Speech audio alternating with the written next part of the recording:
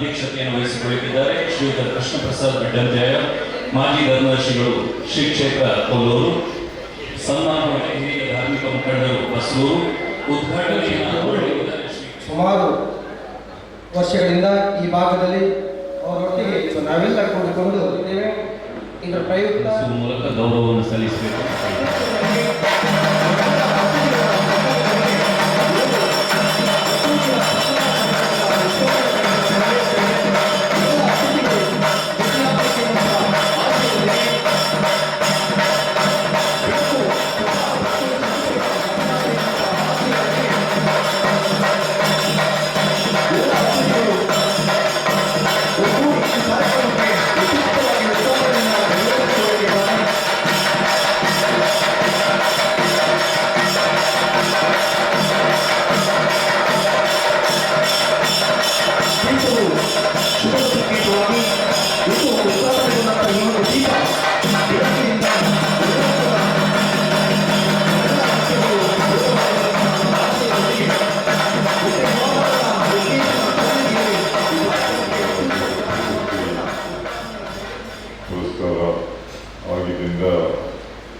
ಇಲ್ಲಿ ನಾಗರಿಕ ಸನ್ಮಾನವನ್ನು ಇಟ್ಕೊಂಡಿದ್ದೀರಿ.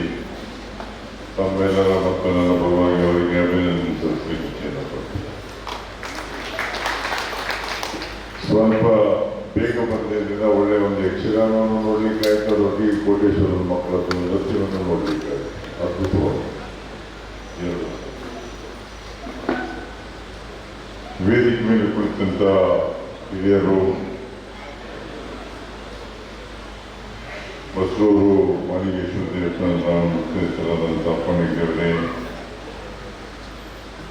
ಧನಂಜಯ ಶೆಟ್ಟಿಯವರೇ, ದಿನೇಶ್ ಹೆಗ್ಡೆಯವರೇ,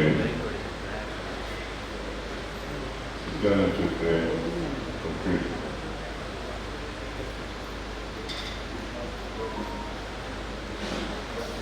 ಪುರೋಹಿತರೇ,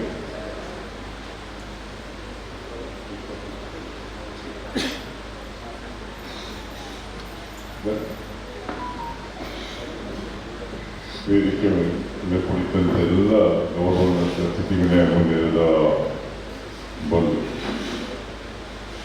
ಮುಖ್ಯಸ್ಥರಿಗಳು ನಾವು ಹಲವಾರು ಕಾರ್ಯಕ್ರಮದಲ್ಲಿ ಒಟ್ಟಾಗಿದ್ದೇವೆ.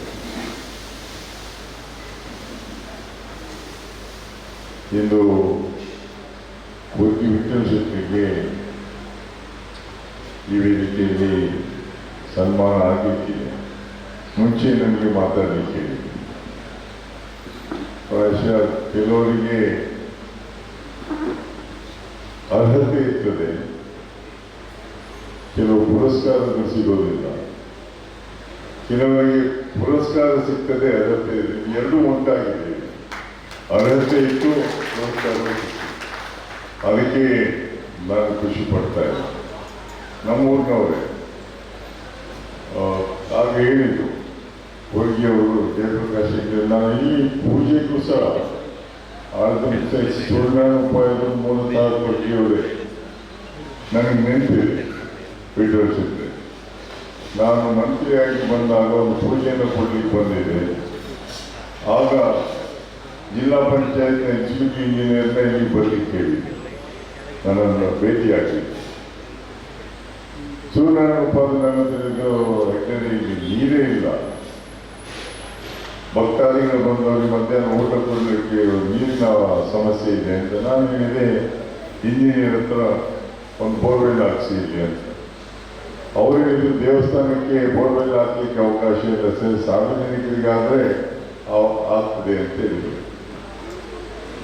ನಾನು ಹೇಳಿ ಇಲ್ಲಿ ಬರೋದು ಸಾರ್ವಜನಿಕರಿಗೆ ದೇವಸ್ಥಾನಕ್ಕೆ, ಅದಕ್ಕೆ ಒಂದು ಆಕ್ಸಿಡೆಂಟ್ ಆಗಿ ಇವತ್ತಿಗೂ ಸಹ ಆಟ ಬೋರ್ವೆಲ್ ನೀರಿದೆ ಅನ್ನುವಂಥದ್ದಕ್ಕೆ ಭಾಳ ಖುಷಿ ಆಯ್ತು ನನಗೆ. ಯಾವತ್ತೂ ಯಾವುದೋ ಕೆಲಸವನ್ನ ಸಮಯಕ್ಕೆ ಸರಿಯಾಗಿ ಮಾಡಿದರೆ ಮಾತ್ರ ಅದು ಸದುಪಯೋಗ ಆಗ್ತದೆ. ವಿಠಲ್ ಶೆಟ್ಟರು ತನ್ನ ಸಂಪಾದನೆಯ ಒಂದು ಭಾಗವನ್ನು ಸಮಾಜಕ್ಕೆ ಕೊಡುವಂಥ ತೀರ್ಮಾನವನ್ನು ತೆಕ್ಕೊಂಡಿದ್ದಾರೆ. ಪ್ರಾಯಶಃ ಹಣದ ಶ್ರೀಮಂತಿಕೆ ಬಹಳಷ್ಟು ದೊಡ್ಡ ಶ್ರೀಮಂತರಲ್ಲ ಅವರು, ಆದರೆ ಹೃದಯ ಶ್ರೀಮಂತಿಕೆ ಇದ್ದರಿಂದ ಅದನ್ನು ಮಾಡಲಿಕ್ಕೆ ಸಾಧ್ಯ ಇದೆ. ಕೆಲವೊಮ್ಮೆ ಬಹಳ ದೊಡ್ಡ ದೊಡ್ಡ ದಾನವನ್ನು ಮಾಡ್ತಾರೆ ವ್ಯಕ್ತಿಗಳು, ಆದರೆ ನಾವು ನೋಡಬೇಕಾದದ್ದು ಅವರು ಸಂಪಾದನೆ ಮಾಡಿದ ದಾರಿಯೂ ಸಹ ನೋಡಬೇಕಾಗ್ತದೆ. ಒಳ್ಳೆಯ ದಾರಿಯಲ್ಲಿ ಆಗಿದೆಯಾ ಕೆಟ್ಟ ದಾರಿಯಲ್ಲಿ ಆಗಿದೆ. ಒಳ್ಳೆ ದಾರಿಯಲ್ಲಿ ಮಾಡಿ ಸಂಪಾದನೆಯನ್ನು ಮಾಡಿದರೆ ಒಂದು ಭಾಗವನ್ನು ಕೊಟ್ಟರೆ ಅವರೆಲ್ಲ ಕೊಟ್ಟದಕ್ಕಿಂತ ಜಾಸ್ತಿ ನಿಂದು ಅಂತ ನಾನಂತೂ ಭಾವಿಸ್ತೇನೆ. ಯಾವತ್ತು ನಮ್ಮ ಆಚಾರ ವಿಚಾರ ವ್ಯವಹಾರ ಎಲ್ಲವನ್ನ ಜನ ಗಮನಿಸ್ತಾ ಇರ್ತಾರೆ. ಅದನ್ನ ವಿಠಲ್ ಶೆಟ್ಟಿಯವರು ಗಮನಿಸಿದ್ದಾರೆ. ಯಾಕಂದ್ರೆ ನಾನು ಚುರುಕಿ ಬಂದಾಗ ಕೊಗಿ ವಿಠಲ್ ಶೆಟ್ಟಿ ಇಲ್ಲಿ ಹೇಗೆ ಒಂದು ಸೇರಿದ್ರು ಕುಡಿದ್ರು ಅನ್ನೋ ಪ್ರಶ್ನೆ ಅವ್ರ ಹತ್ರ ಕೇಳಿದೆ. ಅದರಿಂದ ಅವರು ಮಾಡಿದಂಥ ಕೆಲಸ ಕೇವಲ ಒಂದು ಬೋರ್ಡ್ ಹಾಕಲಿಕ್ಕೆ ಅಲ್ಲ, ಸಾಮಾನ್ಯ ಮನುಷ್ಯನಿಗೆ ಕಷ್ಟದಲ್ಲಿದ್ದಾಗ ಅವನಿಗೆ ಸಹಾಯವನ್ನು ಮಾಡುವಂಥ ಕೆಲಸವನ್ನು ಮಾಡಿದರೆ ಅನೇಕ ಮಂದಿ ಕೊಡ್ತಾರೆ. ದಾನವನ್ನು ಕೊಟ್ಟಾಗ ಅವ್ರದ್ದೊಂದು ಬೋರ್ಡ್ ಇಲ್ಲೇ ದಾನ ಕೊಡೋದೇ ಇಲ್ಲ, ಬೋರ್ಡ್ ಇದ್ರೆ ಮಾತ್ರ ದಾನವನ್ನು ಕೊಡುವಂಥದ್ದು. ಅವ್ರಿಗೆ ಹಾಗಿಲ್ಲ, ಆ ಮನಸ್ಸೇ ಇರಲಿಲ್ಲ. ನಾನು ಸಾಮಾನ್ಯ ಜನರಿಗೆ ಸಹಾಯವನ್ನು ಮಾಡಬೇಕು ಅನ್ನುವಂಥ ಒಂದು ಮನಸ್ಸಿತ್ತಲ್ಲ ನಿಮಗೆ. ಅದರಿಂದ ಇದು ವ್ಯಕ್ತಿಗಳು ಬಹಳ ದೂರ ಕರ್ಕೊಂಡು ಹೋಗ್ತಾರೆ ನಿಮ್ಮನ್ನು. ನಿಮ್ಮ ಕೆಲಸ ಇನ್ನೂ ಬಹಳ ಮುಂದುವರಿಲಿಕ್ಕಿದೆ ಅಂತ ನಾನಂತೂ ಭಾವಿಸ್ತೇನೆ. ಅದಕ್ಕೆ ಅದರ ಅರ್ಥ ಅವರಿಬ್ಬರಿಗೂ ಒಳ್ಳೆಯ ಆಯುಷ್ಯನ ದೇವರು ಕರುಣಿಸಲಿ ಅಂತ ನಾನು ಆಡುತ್ತಾ ಇದ್ದೇನೆ. ಆರೋಗ್ಯ ಆರೋಗ್ಯ ಸಂಪಾದನೆ ಬಹಳಷ್ಟು ಜಾಸ್ತಿ ಮಾಡಲಿಕ್ಕೆ ಅವನಿಗೆ ವಯಸ್ಸಲ್ಲ, ವಯಸ್ಸಾಗಿ ನಿನ್ನ ದೊಡ್ಡ ಸಂಪಾದನೆಯನ್ನು ಮಾಡಲಿಕ್ಕೆ ನಿಮ್ಮ ಸಂಪಾದನೆ ಒಂದು ಭಾಗವನ್ನು ಯಾವ ರೀತಿ ಕೊಡ್ತಾ ಇದ್ದೀರಿ ಅದನ್ನು ಮುಂದುವರಿಸ್ಕೊಂಡು ಹೋಗೋದಾದರೆ ಒಂದು ಮನಸ್ಸಿನಲ್ಲಿರಬೇಕು. ನಿಮ್ಮಿಂದ ಸಹಾಯ ಪಡೆದವರೆಲ್ಲರೂ ನಿಮ್ಮನ್ನು ಗುರುತಿಸ್ತಾರೆ ದಾರಿಯಲ್ಲಿ ಹೋಗುವಂಥ ಭಾವನೆ ಇರಬಾರ್ದು. ಏನನ್ನು ನಿರೀಕ್ಷೆ ಮಾಡಬೇಡಿ. ಏನನ್ನು ನೀವು ನಿರೀಕ್ಷೆ ಮಾಡಿದೆ ಸಹಾಯ ಮಾಡಿದಾಗಿದೆಯಲ್ಲ, ಅವ್ರು ಏನು ಮಾಡಿದ್ರು ನಿಮಗೆ ಬೇಸರ ಆಗುತ್ತಿಲ್ಲ. ನೀವು ಅವರಿಂದ ಏನಾದರೂ ನಿರೀಕ್ಷೆಯನ್ನು ಮಾಡಿದಾಗ ಮಾತ್ರ ಮನಸ್ಸಿಗೆ ನೋವಾಗ್ತದೆ.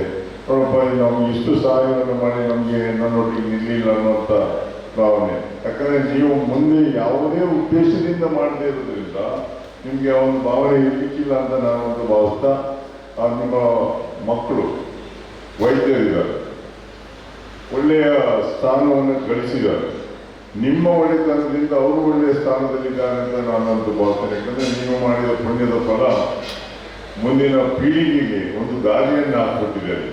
ಒಳ್ಳೆಯ ವ್ಯವಹಾರ ಯಾರಾದರೂ ಅವರ ಮಕ್ಕಳು ಒಳ್ಳೆಯ ದಾರಿಯಲ್ಲಿ ಸಾಕಿದರೆ ತಂದೆ ತಾಯಿ ಮಾಡಿದ ಪುಣ್ಯ ಅಂತ ನಾವು ಹೋಗ್ಬೇಕು. ನಾವು ಕೆಟ್ಟ ದಾರಿಯಲ್ಲಿ ಹೋದಾಗ ಅವ್ರು ಇಂಥವರ ಮಗ ಅಂತ ಹೇಳುವಂಥ ಪರಿಸ್ಥಿತಿ ನಿರ್ಮಾಣ ಆಗೋದು. ನನಗೊಂದು ನೆನಪಿದೆ, ಒಂದು ವೀರೇಂದ್ರ ಹೆಗ್ಡೆ ಅವ್ರ ಜೊತೆ ಒಂದು ಕೊಪ್ಪದಲ್ಲಿ ಒಂದು ಕಾರ್ಯಕ್ರಮದಲ್ಲಿ ಇದ್ದೆ ನಾನು.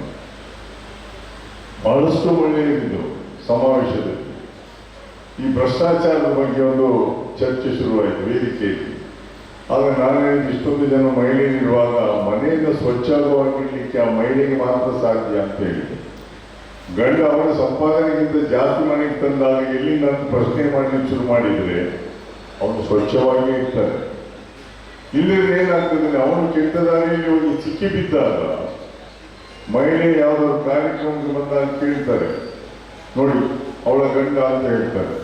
ಮಕ್ಕಳು ಶಾಲೆಗೆ ಹೋದಾಗ ಇಂಥವರ ಮಗ ಅಂತ ಹೇಳ್ತಾರೆ. ಅಂಥದ್ದೊಂದು ಯಾರು ಮಾಡದೇ ಇದ್ರೆ ಸಮಾಜಕ್ಕೆ ಅದಕ್ಕಿಂತ ದೊಡ್ಡ ಕೊಡುಗೆ ಬೇರೆ ಏನಿಲ್ಲ ಅಂತ ಹೇಳ್ತಾ, ನಿಮಗೆ ಮುಂದಿನ ದಿನಗಳಲ್ಲಿ ಇನ್ನೂ ಹೆಚ್ಚಿನ ಶಕ್ತಿ ದೇವರು ಕೊಡಲಿ ಅಂತ ಹಾರೈಸ್ತಾ, ಬಹಳಷ್ಟು ಜನ ಸೇರಿ ಊರಿನವರು ಪ್ರಾಯಶಃ ಯಾವತ್ತು ಮಾಡಿದ ಕೆಲಸವನ್ನ ಅಲ್ಲಲ್ಲಿ ನೆನಪಿಡುವಂಥದ್ದು ಒಂದು ಪ್ರಕ್ರಿಯೆ.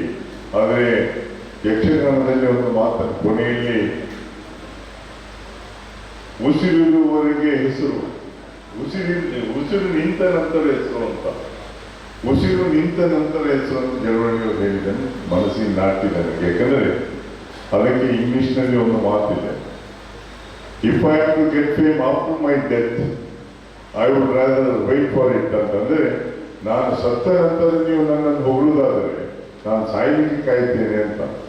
ಉಸಿರು ಇರುವಾಗಲೇ ಏನಾದರೂ ನೀವು ಅವರಿಗೆ ಗುರುತಿಸಿದ್ರೆ ಇವತ್ತಿನ ಗುರುತಿಸಿದ್ರೆ ಅದಕ್ಕಿಂತ ದೊಡ್ಡ ಬೇರೆ ಯಾವುದೂ ಇಲ್ಲ ಅಂತ ಆಡುತ್ತಾ ನಮಗೆ ಶುಭವಾಗಲಿ ಅಂತ ನನ್ನ ಮಾತನ್ನ ಮುಗಿಸ್ತೇನೆ. ಧನ್ಯವಾದಗಳು.